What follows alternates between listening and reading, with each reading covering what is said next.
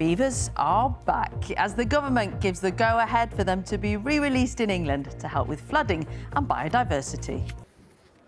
The government has given the go-ahead for beavers to be released into the wild in England. Once widely seen in our rivers and streams, beavers were hunted to extinction from our shores hundreds of years ago. But now they're being encouraged back, partly because of the benefits they bring in building dams and increasing biodiversity. Here's our environment correspondent, Jonah Fisher. Drifting, gnawing, and now returning. Once hunted to extinction in England, the beaver is on its way back. This whole stunning wetland that we have here has been created by the beavers.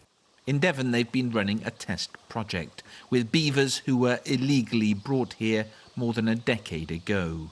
There are now thought to be more than 100 living along the River Otter.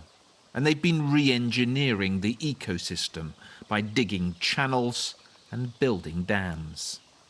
This was a dry field before the beavers turned up. They're holding this water up in these floodplains here rather than it just rushing downstream to the first settlements which are downstream. So this beaver dam is a flood defence for us as well? It's flood defence, it's supercharging biodiversity in this area and wildlife. In the last few hundred years, our countryside has become increasingly managed. Rivers and streams have been straightened, wetlands drained. It's been a disaster for biodiversity.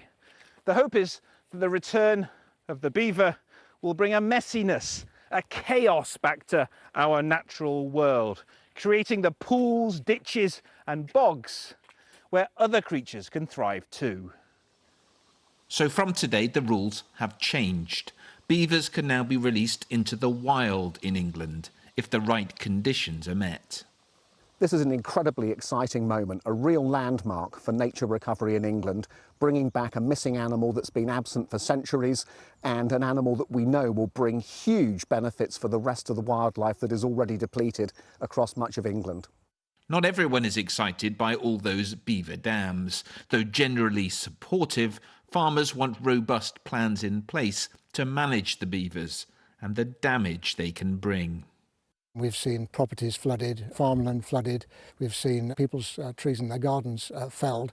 So there are positives with the beaver, huge positives, but there's also some quite significant negatives. Scotland already has legal wild beavers. In places, too many. These two were causing problems, so they were caught and will soon be heading south to become the first wild beaver releases under England's new rules. Jonah Fisher, BBC News in Devon.